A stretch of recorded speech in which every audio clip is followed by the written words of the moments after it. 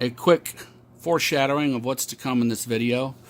By installing this FilterSCAN Wi-Fi air filter monitor by CleanAlert, I am combating having to replace my expensive allergy filters early, but also at the same time I'm combating leaving those same filters in too long and making my system work too hard, potentially damaging it or whatnot. So those are the benefits and why I'm doing this. The main purpose of this video is the actual mechanical installation portion for a FilterSCAN Wi-Fi air filter monitor by CleanAlert, right there.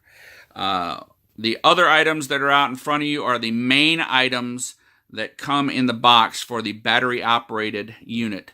They also sell a unit, adapter for this that you can plug into the unit and have it wall powered, and they also sell an HVAC powered unit that you wire directly to the HVAC. They recommend that you have a professional do it. Anyways, like I said, what's out in front of you are the main pieces that come in the package, and that is the actual CleanAlert unit right here, the FilterSCAN drill template that you use to drill and mark your holes and whatnot on surfaces. This is obviously a critical piece of literature, a quick start guide, and the batteries. Like I said, this is the battery operated unit. One main thing before we start is I wanted to make sure I showed the back of the unit because I couldn't find any pictures on the website of the actual back of the unit. This is a very important orifice right here, whether you're mounting it on a flat surface, which is what most of the directions show. Well, I think all the directions show. I'm not sure. I could be wrong. Or a round surface. This orifice has to be pushed flush with this gasket onto the metal. So that's very important for future reference. Now, like I said, we're going to be focusing on the mechanical installation. Here's the quick start guide. Before the installation, things that you need to be doing, and you can get it off the quick start guide. Sign up and configure your Air Sentry account. They have detailed instructions here, and probably more instructions on their website, more detailed. Then you got step 2, connect to Air Filter Sentry. This is very important before you start your installation because what it does is it allows you to make sure that your Wi-Fi is going to be able to reach the unit for the unit to be able to report back to you. If it doesn't reach the unit, then you aren't going to have any reporting back to your Wi-Fi or your phone for texts and emails, etc. So I'm not going to detail this. This is laid out here for you. Self-explanatory. This is the main portion we're going to be focusing on, the actual installation of the unit. Of course, you need to be reading the whole document first, as it says there. The other important thing, you make sure your blower motor is turned off, as it says there, too. I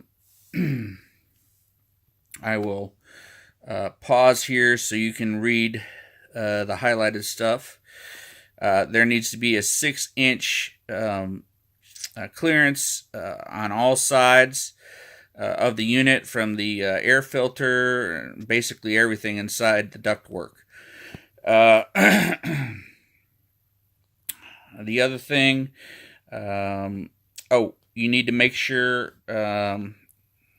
at some point I'll show you about the switching here in a little bit.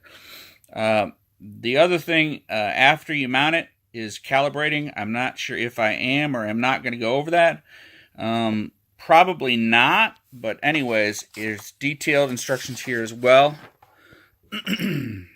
for that. All right, so next point is the critical read this part.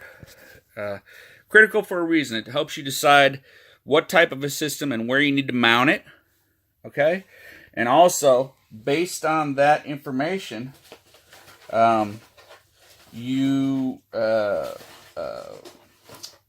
to set miniature switches inside the CleanAlert unit right here. So I'm going to take off the top here. It just clicks off.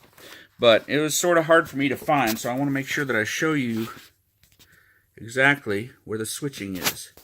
Now if you see, right at the end of my pencil there is a switch, is a set of switches on this unit. It was very difficult for me to find, so I wanted to make sure I pointed out to you. This one, the first one here that I'm pointing to, that little white dot is down. The other one on that panel is up. There's a thin film over them. Anyways, I wanted to make sure that I pointed them out to you. There's an even a little bit better picture there, maybe. All right. Anyways, you see where they are. It's that black box there, and there's two little switches up and down on it. So, you have to decide whether yours is a, I think they call it upstream, upstream position or downstream position. My particular unit is a downstream because all the filters are located at the return ducts inside the house, return on the wall. They're located on the walls at the return ducts inside the house. So that makes mine a downstream system. And that's what we're going to show you.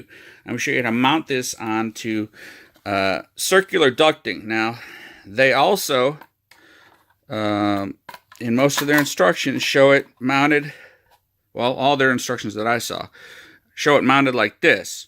Since it's circular, I'm going to mount it like this, or something like this. It's going to be sideways is what I'm trying to get at. And the reason is, this puts this orifice that I told you was important before flush against the metal. It also makes these, I may not even have to use any spacers when I screw these down to the circular surface because they're closer into where the circle is going down. Whereas if I did it this way, I'd have to have real big spacers over here and shorter ones over here. So that's just how I'm planning to do it. It's non-traditional for the instructions, specifically recommended by the company. Go to the website or it'll come with your unit. And there you have it. Now, on to the actual installation. After you have determined that your Wi-Fi connects and functions well with your unit in the exact place that it's going to be mounted, make sure that you remove all the batteries before you go any further with mounting the unit. Because that way, if you lose control of any of the mounting screws or any other metal items and they fall on the board, it's much less likely you'll short things out and destroy your unit. This is the duct where I'm going to locate the FILTERSCAN. I'm going to put it about right there. I'm going to cut through this foil here with a blade and make a spot for it. Alright, so I've cut it, I've peeled back the insulation, and all I do was push this in. It's not attached or anything. It's got the level above it. If you want to use a level, you can. If you don't, you don't have to. And then I'm going to go, not sure if this is going to be good, workable or not, but I'm going to go and put dots through here so I have a reference point when I pull it out and use the cutting template. So what I'm going to do, this is the template, okay, like so. Make sure this hole was matching up with that hole, okay. But what I'm going to do is I'm going to take a ice pick and pop it through the very center of these crosshairs right here. I'm going to take this out. I'm going to use the reference points that I put on there. Then I'm going to put another reference point for this.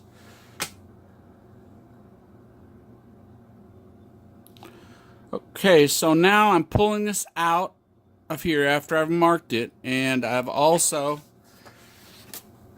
taken the guide here and poked holes with an ice pick or other small sharp object in the exact middle of those. Okay, I'm going to try to put it back in there so I can get this hole exact. That would be key. Alright, I'm going to trim out the sides of this so I can fit it underneath that insulation or into that pocket that I have created, this little template. So now I have the template created. put right in there and mark my middle hole.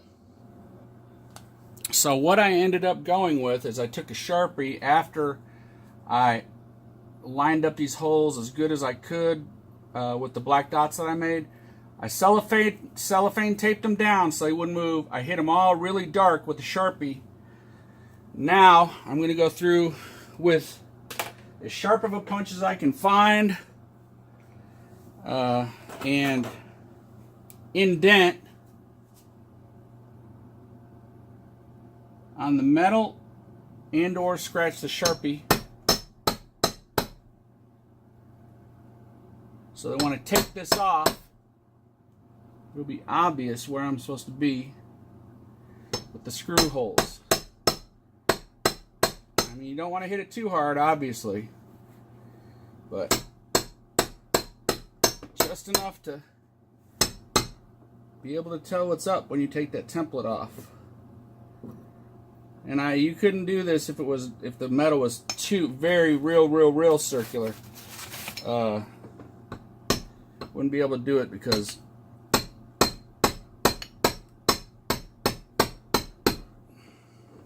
okay, so I've taken it off and I'm successful. I can see scratch marks in those black marks that I've made. I've got two accidentally up here, two black marks, but there's a scratch mark in that one. And I know that that's the one that I was messing with because I went back and put the template on and made sure it lined up all well. I've got it perfectly over here too. And right there is that very important center. Right there.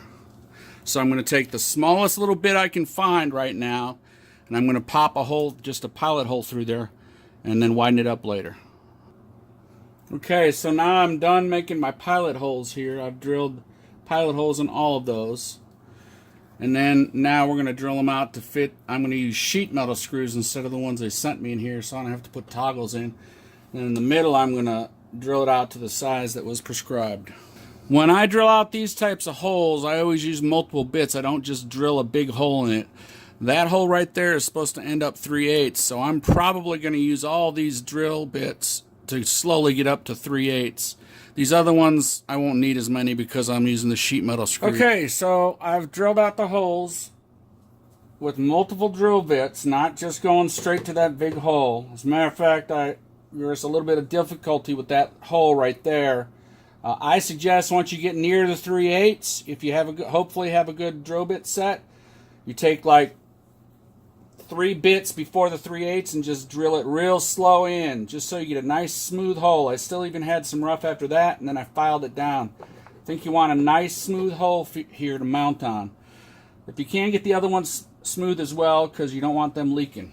And you don't want to get them bigger than the sheet metal screws. You want them just smaller. You hold your bit behind the screw to make sure the screw's bigger than the drill bit. So I'm going to mount this on here just tentatively. Hopefully everything's going to line up. When I screw it down, I'm not going to crank these edges now. I'm not going to crank them. I'm just going to put them till they all line up what appears to be perfectly. I don't want to jinx myself. But I want to stress here, you do not crank down these edges here. You just get them tight. And leave it at that, because you don't want to hopefully you don't want to distort anything in the tube or in the duct here. Don't want to crack this case, because remember, it's curved under there and the case isn't curved. So next is putting my sheet metal screws in. Okay, so when you're adding these screws in here, don't crank it down all the way. Just get one started in the hole so you have some flexibility to sort of jimmy it around just a little bit to get your other screws lined up. I'm using as short of screws as I can because I don't know much, but I don't think I want a bunch of screws in there creating turbulence around this thing that are deep into that. So that may or may not be important. I don't know. But in the way I'm starting them, I'm getting this head screw right here so I can use a socket because that seems to help a little bit just to start them. But anyways, you can drive them the rest of the way with a flathead screwdriver if you want to. Okay, so I just tightened down these 4 screws here. Just a helpful tip. I struggled with this one and that one. Real thin little needle nose to hold the screw to put it back in there and get it started, or in a starting position at least. And then this is better for starting. It's a 1/4 inch ratchet. But after I did it, I really wasn't feeling comfortable because you want it tight, but you don't want to break this. You don't want to be cranking on this hard. You just want to get it snug. So I was using the screwdriver most of the way down, and I think my measuring stick for this would be, don't use more than 3 fingers on this screwdriver. When you get to where you're struggling to use your 3 fingers to turn it, stop, because you're just going to regret it. You're either going to strip out the screw on the duct side, or you are going to crack this case, and then you're in trouble. Okay, so the last thing you do, if you'll notice, I've only had 3 of these in there the whole time, so I didn't run power to these. So if I ran a screw or dropped it, I wouldn't fry something out. So I put the last battery in place, since this is a battery powered unit.